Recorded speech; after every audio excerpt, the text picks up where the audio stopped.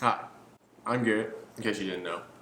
I am an auto/photography enthusiast. That's why I'm making this video, just to kind of compare. I've been using this Canon Rebel SL1 to do all my photography. I'll throw some pictures up right now of what this thing can do. It's actually, for the money, I think I paid $200 for this, and the quality that it puts out is actually kind of crazy. But I was kind of capped out on it and wanted something new, so I just went and picked up this Canon EOS RP just to kind of the entry level into the full frame mirrorless camera world, I guess. And I just wanted to compare and see if it was really worth the extra money to get this camera. I'm really hoping that it was, but I will be going to an event today called Cletus and Cars. Kind of sounds like a goofy event, but it's actually really cool. It's this YouTuber out of Florida. He just throws these crazy car events. So I will be going to that and taking pictures on both the Canon EOS RP and the Canon SL1, just to kind of compare and see if the price difference really makes that big of a deal, and if crop sensor versus full frame and mirrorless is as big of the hype as everybody says it is. So let's go. Why? We're off to Baytown.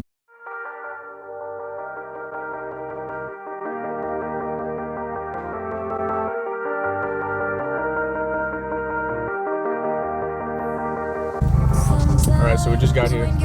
We're about to go try these pictures out and see which camera really makes a difference.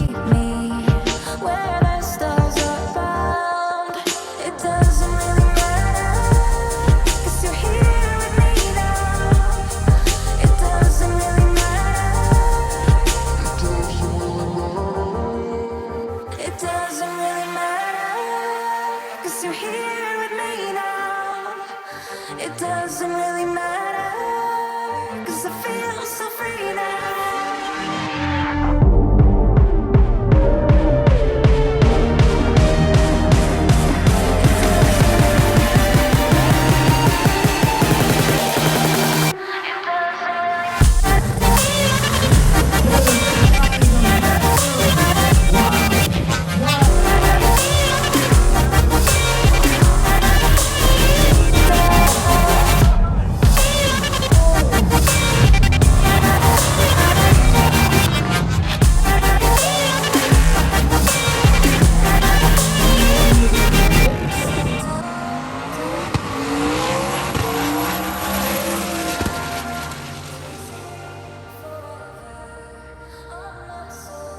So here I am just editing the Mustang first, just kind of making it more of like a green, kind of darker vibe. It's kind of my editing style. On the top here we have the EOS RP photos, and down here is the Canon SL1 photos. So right here I'm just kind of making sure that everything's just kind of in focus and as best quality as I can make it, try to make it a fair comparison. Alright guys, we are back home.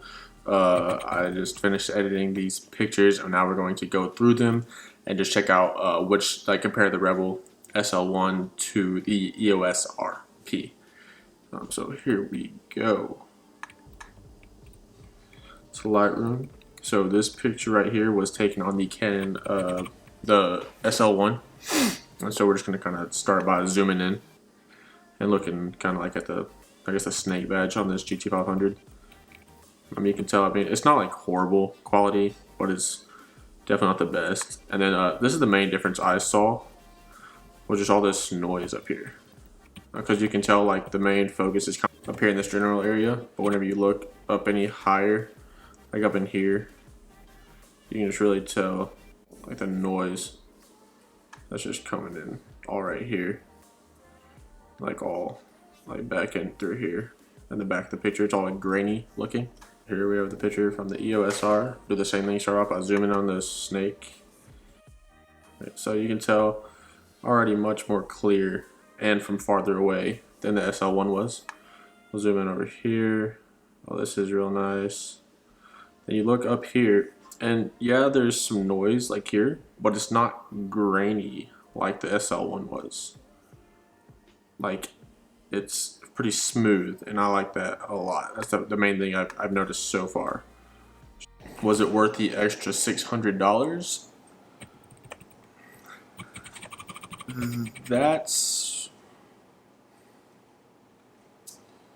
It's really up to whatever you as a creator need to do.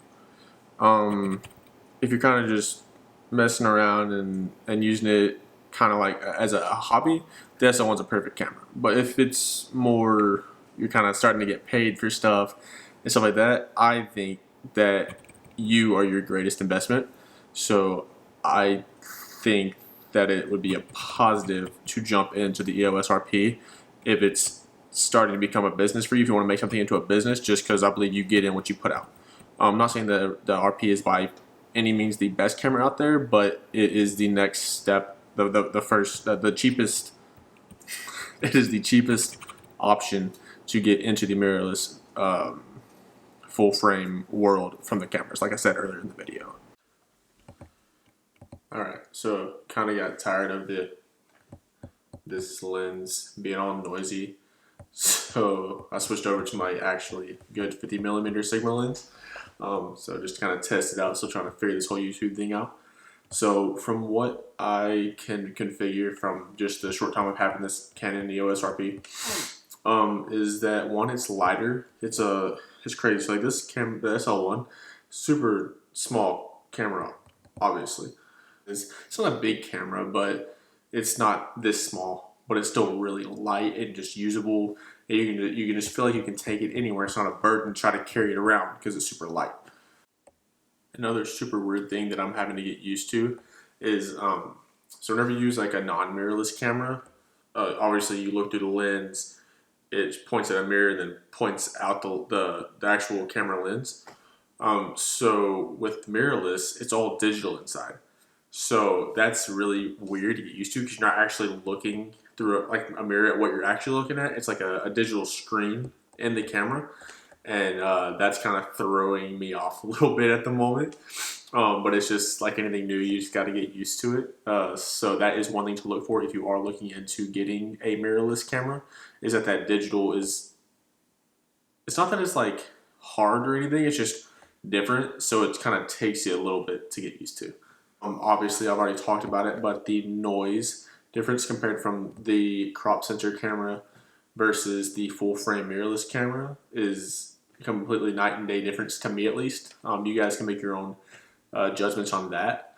But as far as like the extra money, like I already said, it really just depends on what you're using it for. Yeah, so my wife actually does wedding photography, and it's funny, she actually uses this camera because it's insanely good for, I mean, this is the best camera I've ever seen at this price point.